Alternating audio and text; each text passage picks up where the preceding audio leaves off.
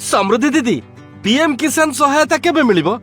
ताको पाइबा पई कोन किछि नुवा नियम हेछि कि हरिया भाई तमे कृषक रेजिस्ट्री पोर्टाल रे पंजीकरण करि देइछो तो सेटा पुनी कोन हेई देखो आगो सेटा करबा कथा ना जल्दी कृषक रेजिस्ट्री पोर्टाल रे निजर पंजीकरण करि दियो ताहाले जाई सब सुविधा मिलि परिबो आगरु जानिथिले ए काम कोन बाकी रहि थांता हौ आउ डेरी न करी पंजीकरण कामटा सारी दियो एई गल्ली आउ कर देली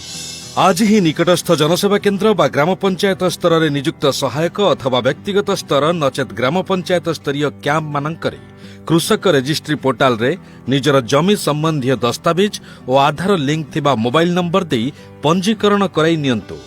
कृषक भाई भौणी मानक पई राज्य और केंद्र सरकारक द्वारा प्रदत्त विभिन्न योजनार लाभ पांतु। अधिक विवरणी पई कृषि समृद्धि हेल्पलाइन नंबर 155333 को कॉल करंतु।